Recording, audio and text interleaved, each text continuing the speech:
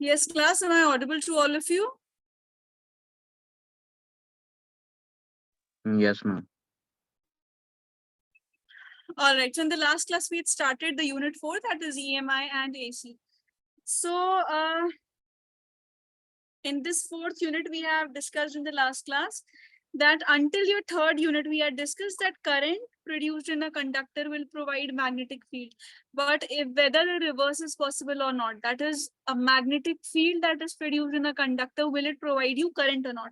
So answer to this was yes, and we had also obtained magnetic flux. What was magnetic flux? Number of field lines crossing per unit area normally. This is very similar to electric flux. It's just that we have magnetic field lines over here, not electric field lines.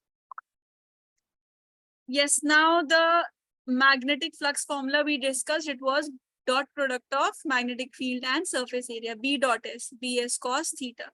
It's a scalar quantity, SI unit is Weber or Tesla meter square. Questions we didn't discuss in the last class. Let's discuss it now then. So only till here we could discuss. Okay. See, it says that magnetic field of 2 Tesla exists in space. It is inclined at 30 degree with the plane. See,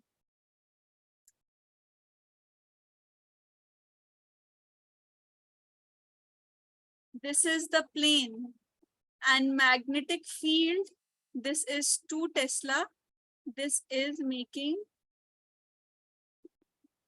30 degree angle with the plane. Fine, 30 degree angle. Now see, what did we study in the last class? We have to find the magnetic flux if the area is given. Okay. See, magnetic flux, I have told you, this is B dot S. That is Bs cos theta. B is the magnitude of magnetic field. So magnetic field is 2 Tesla given. Surface area is given to you as 10 meter square. Theta, what is theta? I have told you this is the angle between the area vector and the magnetic field. What is area vector? Area vector is a perpendicular dropped on it. It's a perpendicular that you drop on it. This is called area vector. And what is the angle that we consider? We consider this is our theta, not this 30 degree. Right? So if the angle with the plane is given, we subtract 90 degree. But anyways, we have to find out this value of theta. You cannot use 30 degree or any other angle. Clear, class? So see, here what is given? 30 degree is made with the plane. Right? What do we require? We require the theta that it is making with the area vector. So we consider this angle, which is equal to 90 minus 30, which is 60 degree. So this becomes 2 Tesla into 10 surface area, that is cos 60 degree, which is half. So this is 10 Weber meter square. Fine. Or 10 Weber, let's just write down Tesla meter square, we are not writing it. Weber is itself a unit which defines Tesla meter square. So that is our answer. Noted down. Some other questions also, let's see based on this calculation.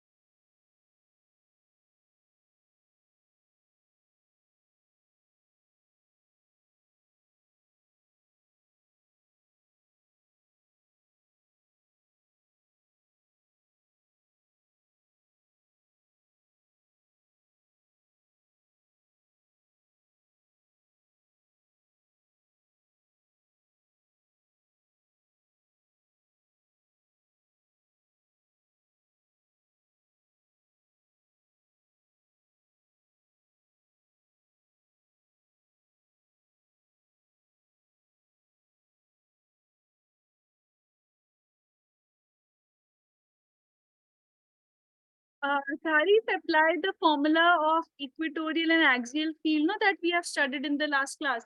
I gave you a table where there were differences between electrostatic and magnetostatics.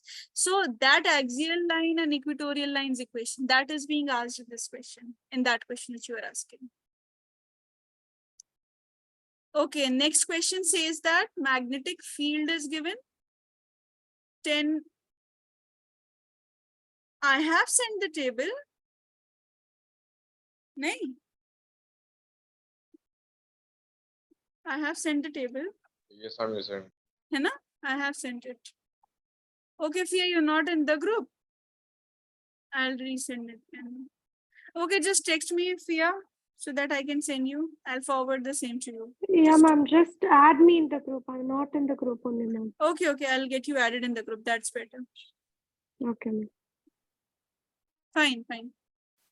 I'll get you added. Some questions were left, no, that I also have not seen. I'll see today shortly. Some 11th group also, in your class also some students have sent. Yes, magnetic field.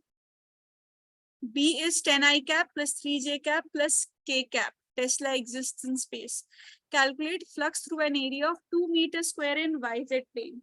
Yes, this is an important question. See, tell me the answer to this, or just tell me the steps at least. Magnetic field is given 10I cap, 3J cap plus K cap.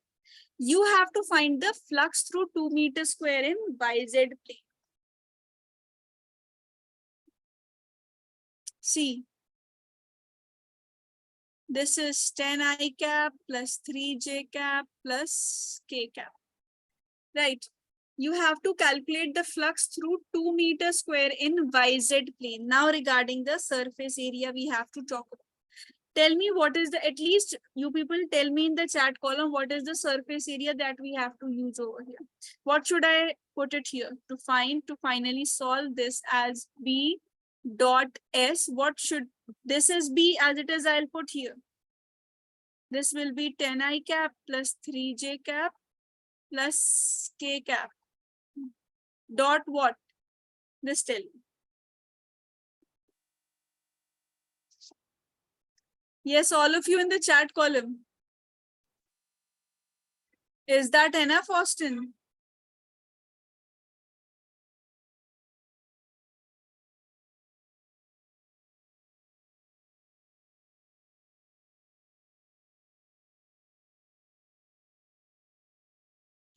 Pia, that's it.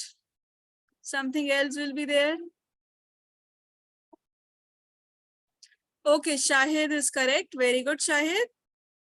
Shavez, what else with this?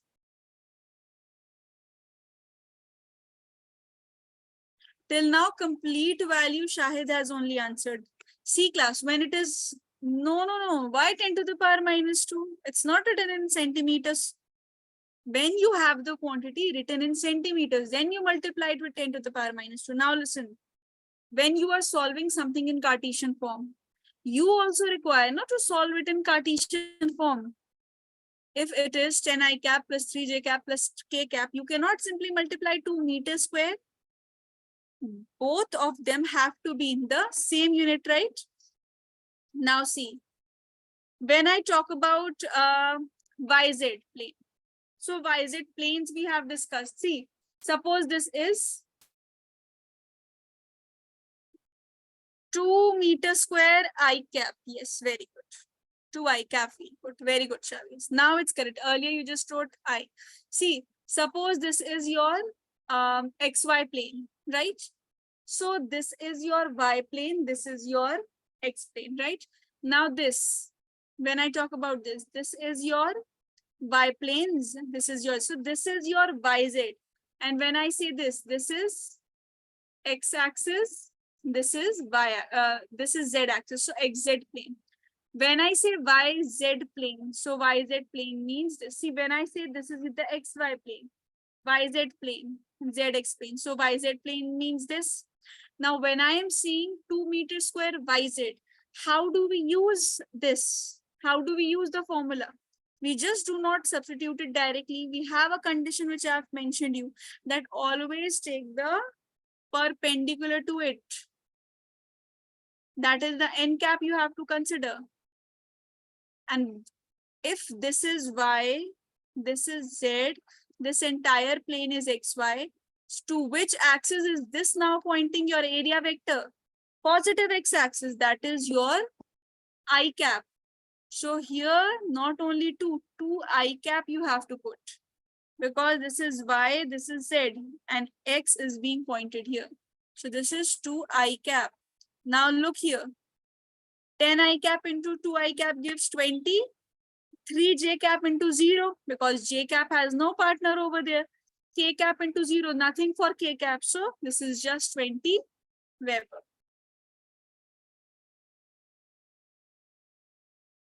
This is the answer. You just have to be careful in this. That's it. Otherwise, it's a very easy question.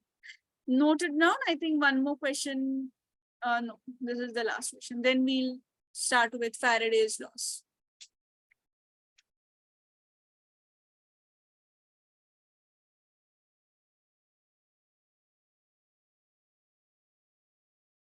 Ma'am, can you explain the calculation part again?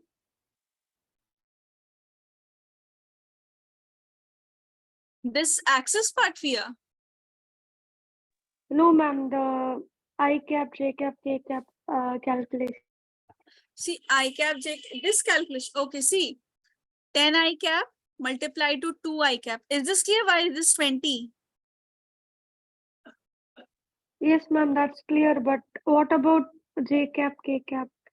See, when I'm just writing 2 I cap and I'm writing nothing else, so that means the complete equation is 2 I cap plus 0 J cap plus 0 K cap. Now, when 0 is Okay, being ma'am. multiplied to these, that is also 0. Clear? Okay, ma'am.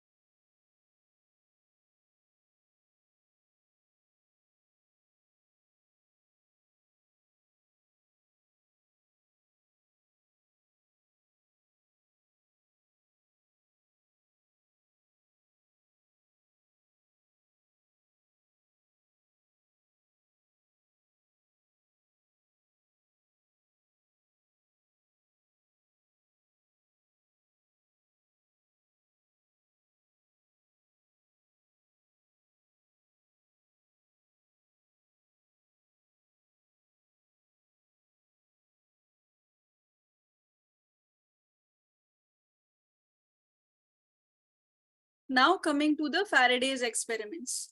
So Faraday's experiments, he conducted experiments and he was the only one who proved that yes, a current carrying conductor, if it can produce magnetic field, then already present magnetic field can produce current.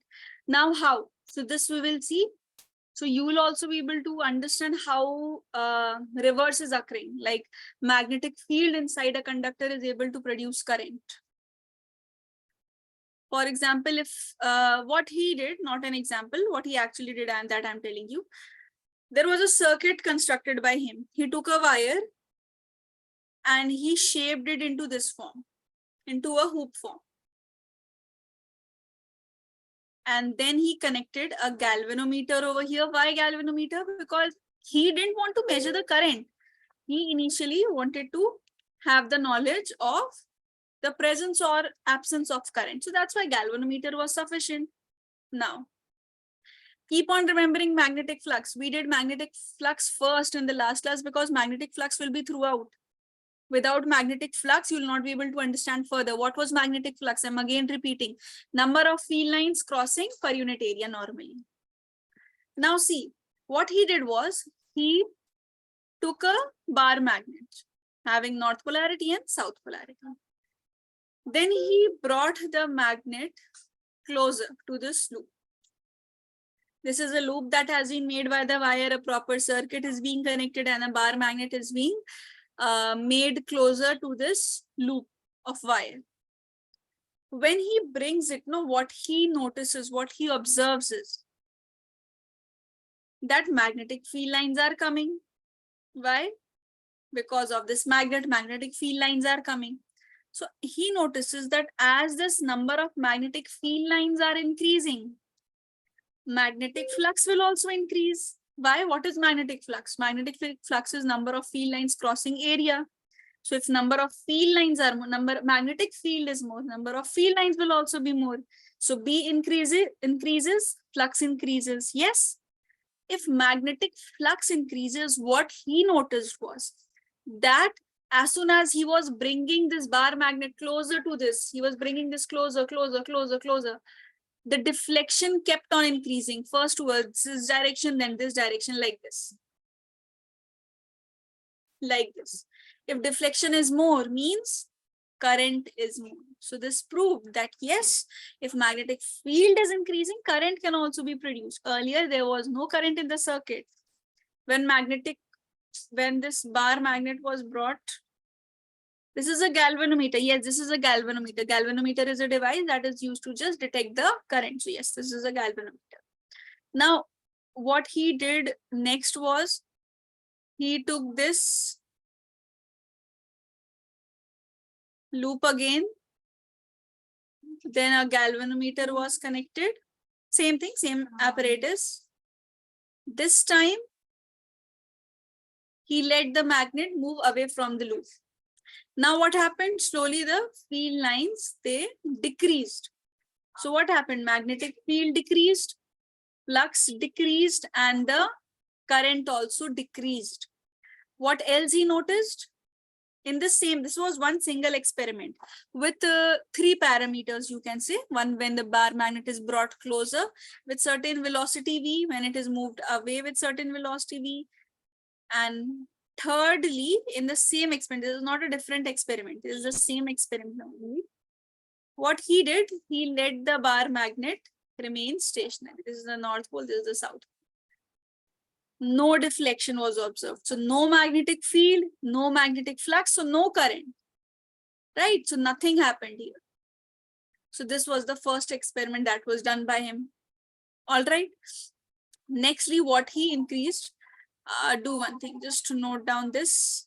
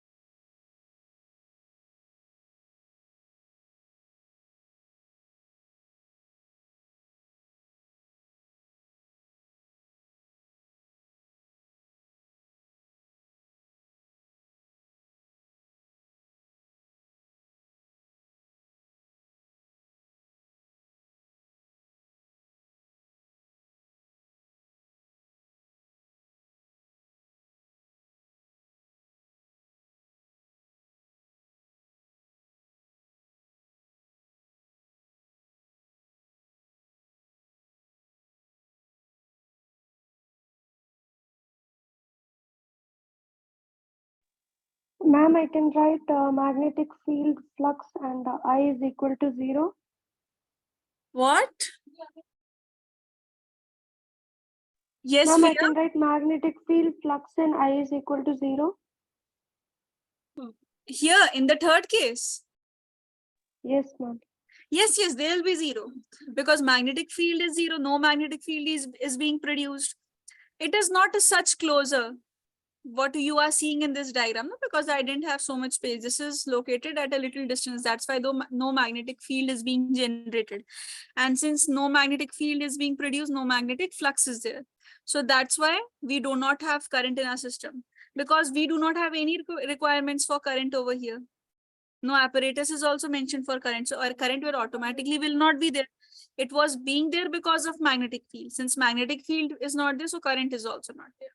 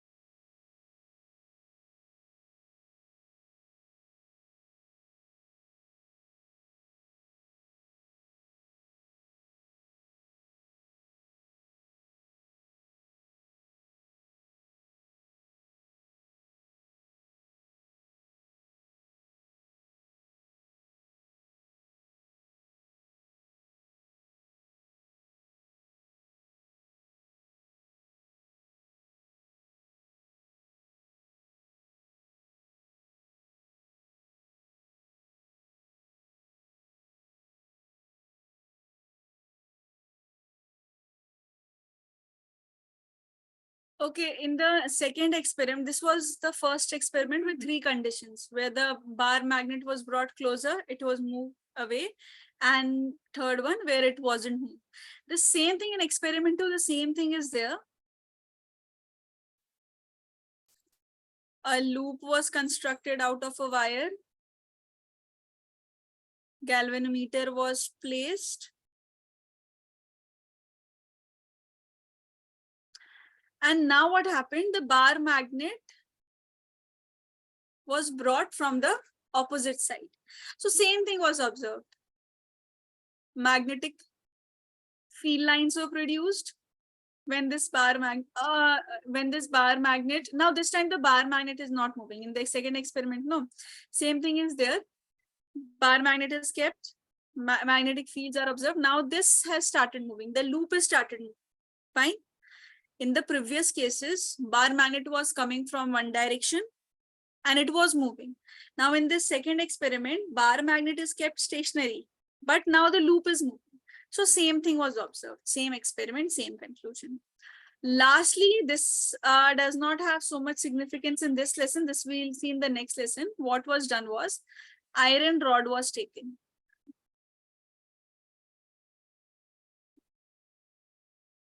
Then in this iron rod only, a short circuit was connected. This is a battery.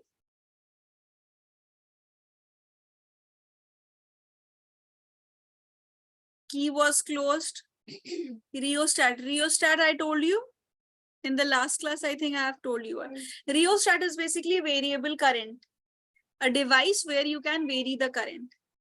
You can just shift the current. All right. And then this was wrapped on this wire. And this is the rheostat.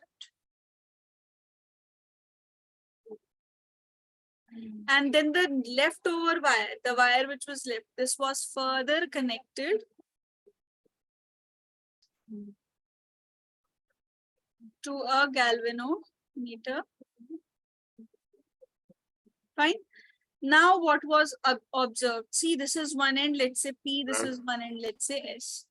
It was observed Can you just that repeat it? when the apparatus was set up, see, iron, we have talked about in chapter 5 that what type of substance is iron? It's a magnetic inducing substance, right? Magnetic induction can occur. So if magnetic induction can occur, it means temporary magnetization will also occur. So due to temporary magnetization, again, you will have current in the circuit. Magnetic field will increase, magnetic flux will increase, and so you will have the current in the circuit. There would be deflection. Diagram is very simple. See, Chavez, just an iron rod is taken. This is an iron rod. Wires have been wrapped like this. To one end of a wire, a galvanometer has been connected. To the other end of wire, battery, key, rheostat. This is key. They have been connected. What is rheostat? Rheostat, I was telling you that it's a device which has many values of resistances.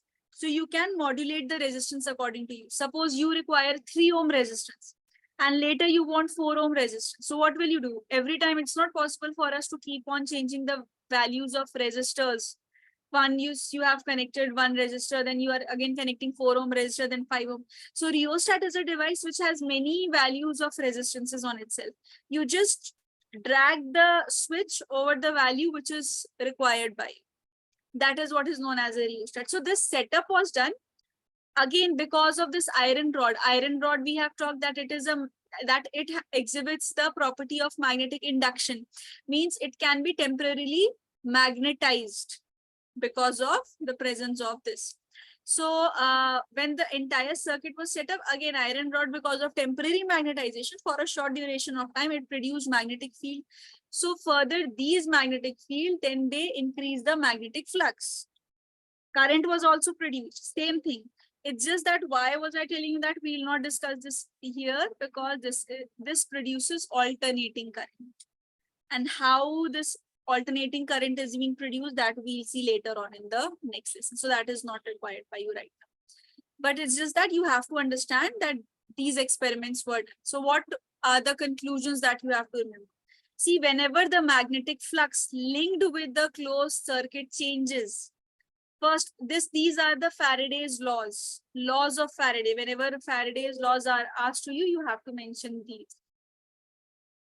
We call them as Faraday's laws of EMI. So whenever magnetic flux linked with the closed circuit changes, an induced EMF, an induced current is set up in it because of whatever were the conclusions by Faraday. See, what did he observe? That because of all this, magnetic field is producing the current. And this current, because this is not actually present in your circuit, this is being produced because of the magnet. This is being induced by the magnet. So we call this current as induced current. And why is the induced current present? Because you are also having induced EMF. The potential EMF which we have studied, this is current, this is potential. Current, potential. Fine. Induced EMF and induced current. So whenever magnetic flux linked with the circuit changes, induced EMF is produced and hence induced current is set up in it. So firstly, this was already proved by him that yes, if a current carrying conductor can produce magnetic field, then a conductor carrying magnetic field can also produce current. And because of this, magnetic flux linked with the circuit changes whenever the term changes come. Magnetic flux linked with the circuit changes means what? Means the first experiment. See, in the first experiment, which you people have written in your registers, when the magnet was brought closer, magnetic field lines increased, magnetic flux increased. When the bar magnet is moved away backwards, then flux decreases. So when one time flux is increasing, another time flux is decreasing. So there is a change in flux. If nothing is happening, suppose I'm just bringing the bar magnet closer, magnetic field has increased to its maximum value. Now the magnetic flux is not increasing. Now you won't have any current or any EMF. There has to be a change in EMF, either increasing or decreasing or shifting from increasing to decreasing. Means if the value suppose is 1, then when I'm bringing the bar magnet closer, so 2 more closer, 3 closer, 4, 5, 6, the value is increasing of flux, magnetic flux value is increasing. Understood? When I'm bringing the bar magnet closer to the loop, the value of flux is increasing. So if it is increasing, it means it is changing. It is increasing from 1 to 2, 2 to 3, 2 to 4, like this it is increasing. So there will be an induced EMF, there will be an induced current. When I'm bringing it backwards, again, magnetic flux is decreasing. So there is a change. If magnetic flux is constant, then no presence of EMI and current is observed. So what is the first law? It says whenever magnetic flux linked with a closed circuit changes, induced EMF and hence induced current is produced. Second point says that now see, first law of EMI talks about the existence of induced EMF and existence of induced current. Here you have to remember, see, these laws separately come in your exams to write. This is talking about the induced EMF and this is talking about the induced current setup.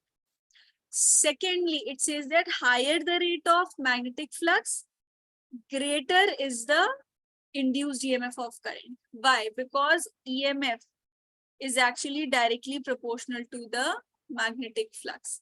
Now, see Faraday's laws of EMI. What is the actual law of EMI which is linked to what you have just studied? Firstly, we have what was the first point that we discussed. First point was because of change in magnetic flux, induced EMI, induced EMF, both are produced. Second point, we said that when this increases, one quantity increases, EMF increases. When flux decreases, EMF decreases. But why? Because whenever magnetic flux linked with a coil changes and EMF is induced in it, this we have already studied, which is directly proportional to the rate of change of flux. Whenever I use the term rate means something which is changing with respect to time. Rate of change of displacement is velocity, rate of change of velocity is acceleration. Why? Because velocity gets divided by time. Velocity changes with respect to time. Yes. So here also, if magnetic flux is changing with respect to time, yes, within a certain duration, magnetic flux is changing.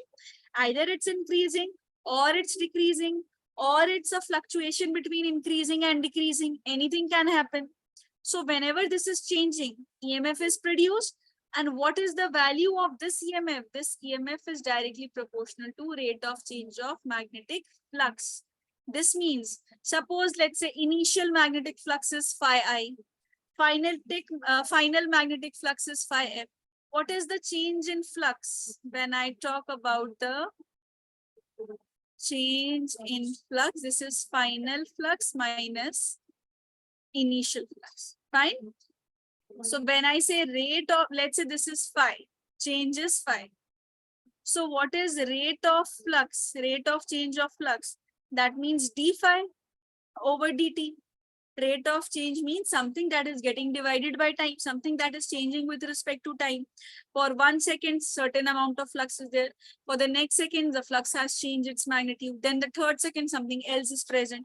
So rate of flux is this. So what is the law of Faraday? What was given by Faraday? Faraday said that whatever is the value of EMF we have obtained, electromotive force, whatever is this EMF we have obtained, its magnitude is directly proportional to this d phi over dt.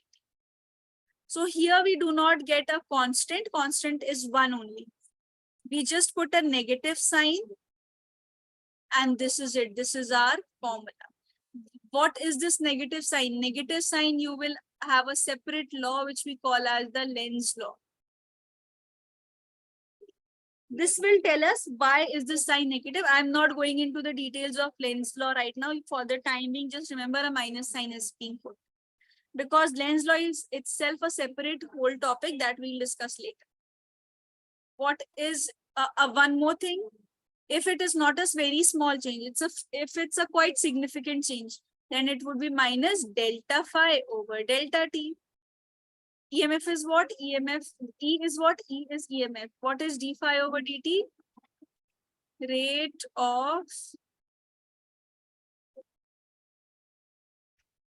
change of flux, rate of change of flux. Fine. This is what it is. Some variations are there, resistances, chart that I'll tell you, but first note this down. So what did we study till now? Faraday conducted experiments when magnets were brought closer or far apart. We noticed that magnetic fields were produced, which produced magnetic flux. And this magnetic flux produced induced EMF and induced current. And what is the value of this induced EMF? This is directly proportional to whatever is the rate of change of flux. Regarding this minus sign, we'll discuss through Lenz's law. Let me tell you this as well. If resistance is there, no, induced current will be what? See, EMF is IR. So what will be current? Current will be EMF divided by R. What is EMF? EMF is minus d phi over dt. So this gets divided, means 1 by R. Somewhere if you require in the formula, this is what? This part is the induced EMF, right? Minus d phi over dt, induced EMF. And one last thing before we start with the questions. Suppose charge is given to you in some question. These are just for the numerical purposes. Resistance 1 and this charge. So you already know dq over dt is current. Yes. So what is the value of current? We have obtained dq over dt. Right now we have obtained it is 1 by r d phi over dt. So this dt will be cancelled. dq will be equal to d phi over r. Or what you can do for a significant change when the variable duration is given, delta phi over this can also be used by you. But these are just for numerical purposes if resistance is given or if charge is given, for example, a different case. Otherwise, this has to be stated under the laws of EMI. First law of EMI, that presence of induced EMF and induced current. Second law regarding the magnitude, that is this. First, tell me class, till here, is it clear to all of you? Any doubts till now? Austin, Faiza, Fia, No, ma'am. what about you, Austin, Faiza? No. Faiza is present today. Okay, Faiza. Humam, Madiha clear? Humam? Yes, ma'am, clear. Shahid, Shavez, Tarif. This is a very important topic. Yes, Miss That's clear. why I'm Shahid, clear to you? Tarif? Yes, Miss clear. Okay, good then. All of you then note down this, then we'll only move on to the numericals. It's very important. They come as separate questions in your exam. Note it down.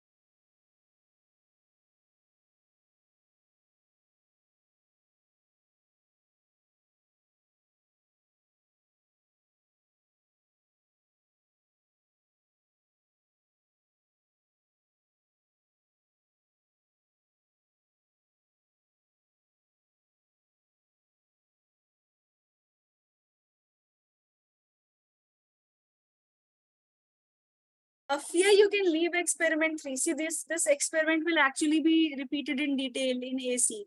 So since you all do not know the concept of alternating current, let's not discuss here. Just make a diagram.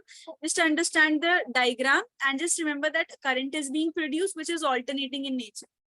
That's it. That's enough for this lesson.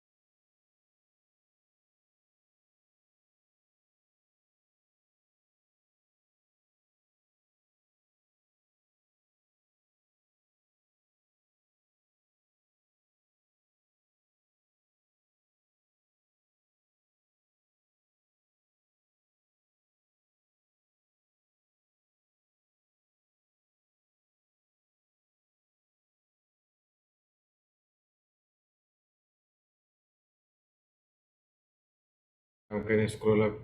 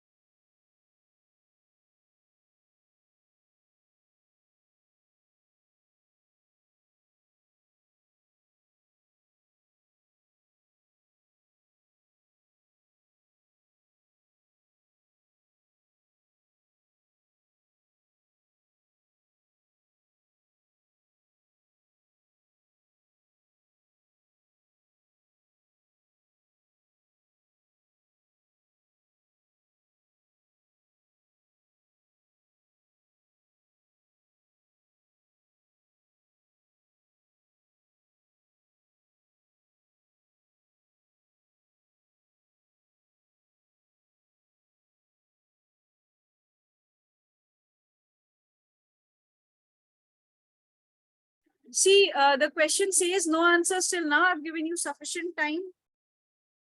See, a 10 ohm resistance coil has 1000 turns. At a time, 5.5 into 10 to the power minus 4 Webers of flux passes through it. If flux falls to 0.5 into 10 to the power minus 4 Webers in 0.1 seconds, find EMF generated in volt and charge flown through coil in coulomb. See, resistance. Resistance is given as 10 ohm. Number of turns, this is given as 1000 turns. What is the initial flux? Initial flux is 5.5 into 10 to the power minus 4. And final flux is 0.5 into 10 to the power minus 4 Webers. Time is 0.1 seconds. What is the change in flux? We have to find out the EMF. So change in flux is final minus initial. This is a simple question. Why you people have not solved this? So 5.5, no, 0.5, 0.5 minus 5.5, and I'm taking into 10 to the power minus 4 common. So this becomes minus 5 into 10 to the power minus 4. Am I right? Now, what is the change in time? This is 0.1 seconds. What is the flux? Flux is a formula already. I have told you that this is E is equal to minus d phi over dt. So this is minus, what is phi? Phi is minus 5 into 10 to the power minus 4. Time is 10 to the power minus 1. This becomes 5 into 10 to the power minus 3 volt. We had to find out the EMF. Find EMF and charge flown also. Okay. So charge, I have told you, change in charge is change in flux by by resistance. Change in flux is minus 5 into 10 to the power minus 4. Resistance is, what was the resistance? 10 ohm. So this is minus 5 into 10 to the power minus 3. Quickly note down the solution. This is an easy question. This should be solved by you.